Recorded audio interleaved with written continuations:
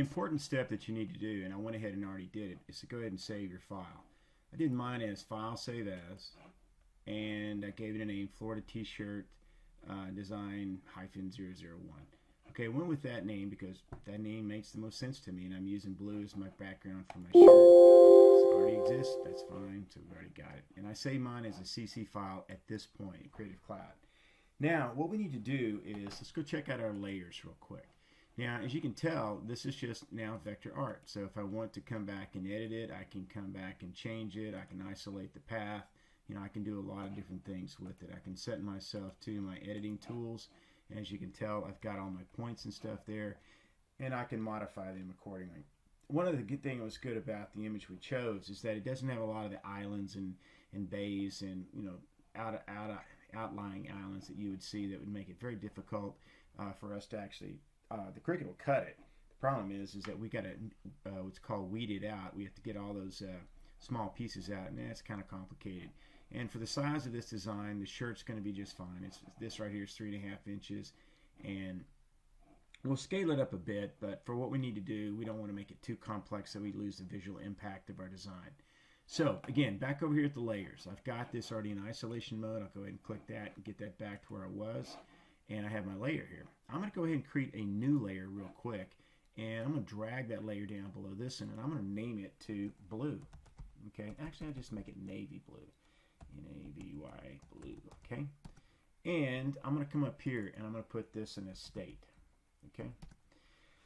Now, once that's done, I'm going to go down here and lock the layer for the state, and I'm going to come over here to my blue layer, and I'm going to select my shape command, and I'm going to draw myself a shape. Before I do that, let's make sure that I've got my fill set. I'm going to go ahead and double click on this, and I can select a color here that looks like navy. I guess that's pretty good close. We'll go with that. Now I draw my shape in. Oh, let's make sure that we've got our outer border turned off on that. So let's draw us a shape in here. So we've got our little shape coming across here, and let's see what it looks like. Oh, looks like we can't see anything. Actually, we can see some stuff. You see the outline of the state. Well, let's go select, let's go ahead and collapse that, move this out of the way, and we'll lock this layer, and we'll come back here, turn this layer on, and we'll select our path for the state.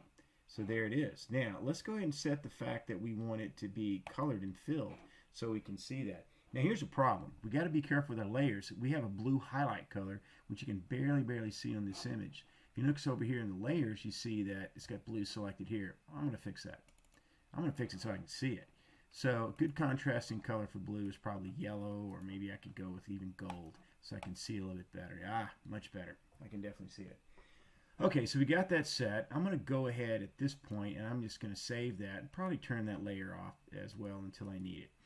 Now, I'm going to place some text out here. So I'm going to get my text command, and probably better unlock the state layer. I'm going to go right on top of the state layer, and I'm going to key in, let's go ahead and turn this outline so we can see the text.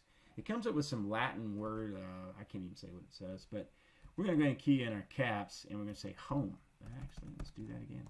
Home, there it is. Now, I'm going to double select that, and I'm going to do a Control T so I can see what font. I went in and pre-selected a font that I wanted to use. Now, the trick to this is to use a font that's thick and big. And so I chose, in this case, Franklin Gothic Demi, whatever that says. And I went with that font. Now, I could have gone and chose this one here, but it's kind of small. But let's do this real quick. Let's go back and go back to Franklin Gothic. And let's set the size to be much bigger. Let's go down to, let's go to 72. 72 looks pretty good, actually. So I'm going to go with that. Now, we're going to have this kind of overlap the state of Florida here so people can see the shape and also know that it's home.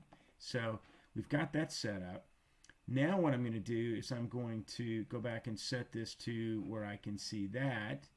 And the next big step is going to go ahead and create an outline of that.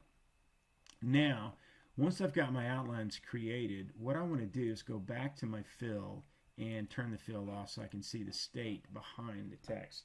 Well, actually, it's outlines. It's no longer text. So we don't have text anymore. It's just basically graphics that we've got here. So with that done, I've got my layout pretty much the way I want. I got the font I selected. Remember, on the font, always go with a thick, heavy font, like maybe copper black, or even copper, copper plate Gothic bowl, something really heavy. Maybe, there's Franklin Gothic Heavy. I think that's one we're using actually.